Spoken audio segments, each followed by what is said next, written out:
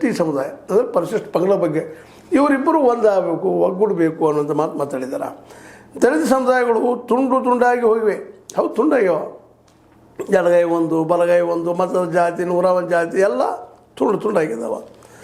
ಹೊಡೆಯುವ ಕೆಲಸ ಮುಗಿದಿದೆ. ಈಗ ಹೊಡಿದೆಲ್ಲ ಮುಗಿದಿದೆ, ಬಡದರ ಹಚ್ಚಿಬಿಟ್ಟಿದ್ದಾರೆ. ಯಾರು ಹಚ್ಚಿದ್ರು ಇದು ಬಿಡಿಸಿ ಹೇಳಬೇಕಾಗಿಲ್ಲ. ಇಲ್ಲಿ ಈ ಒಂದು ಮೇಲ್ಜಾತಿಯ ಜನಗಳಾಗಿರ್ಬೋದು, ಮತ್ತಾರಾಗಿರ್ಬೋದು, ಸವರ್ಣೀರು ಮಾಡಿಬಿಟ್ಟಿದ್ದಾರೆ. ಇದಕ್ಕೆ ಇನ್ನೇನಿದ್ರು ಕೂಡಿಸುವ ಕೆಲಸ ಆಗಬೇಕು. ಒಳದಂತೆ ಹೋಗಿಬಿಟ್ಟಾರೆ, ಈಗ ಮುಗಿದದ. ಸಣ್ಣ ಸಣ್ಣ ಜಾಸ್ತಿ ಸಪ್ರೇಟ್ ಆಗಿಬಿಟ್ಟಿದ್ದಾವೆ. ಅವ್ರು ಒಬ್ಬೊಬ್ಬರು ಹೋರಾಟ ಮಾಡಿದ್ರೆ ಏನೂ ಆಗಲಿಕ್ಕೆ ಸಾಧ್ಯ ಇಲ್ಲ.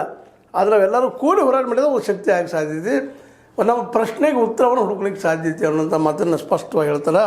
ಅದಕ್ಕಾಗಿ ಧಮ್ಮದ ನೆರಳಿನಲ್ಲಿ ಒಂದುಗೂಡಬೇಕು ಅಂತ.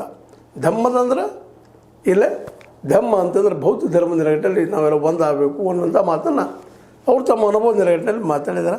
ಅದರಲ್ಲೇ ಬಹಳ ಸತ್ಯದ. ಯಾಕಂದರೆ ಆವತ್ತಿನ ಸಮಾರಂಭದಲ್ಲೇ ಪರಿಶಿಷ್ಟ ಜಾತಿ ಪಂಗಡ ಅವ್ರ ಸಹೋದರತ್ವ ಸಮಿತಿ ಆಯೋಜಿಸಿದಂಥ ಈ ದುಂಡು ಮೇಜು ಸಭೆಯಲ್ಲಿ ಇಲ್ಲಿಯ ವಿಶೇಷವಾಗಿ ಬೌದ್ಧ ಧರ್ಮದ ಧಮ್ಮವೀರ ಬಂತೇಜ್ ಅವ್ರ ಸಹಿತ ಉಪಸ್ಥಿತರಿದ್ದರು. ಎನ್ ವೆಂಕಟೇಶನ್ ಅವ್ರ ಸಹಿತ ಕೂಡಿದ್ರು ಅಂತ. ಅವರು SC ಸಮುದಾಯದ ಒಂದು ಅಥವಾ ದಲಿತ ಸಂಘರ್ಷ ಸಮಿತಿಯ ನಾಯಕರು. ಹೀಗೆ ಅನೇಕ ದಲಿತ ನಾಯಕರು ST ನಾಯಕರು ಕೂಡ ಚರ್ಚೆ ಮಾಡಿದ್ದಾರೆ, ನಾವು ಒಂದಾಗಬೇಕು ಅಂತ.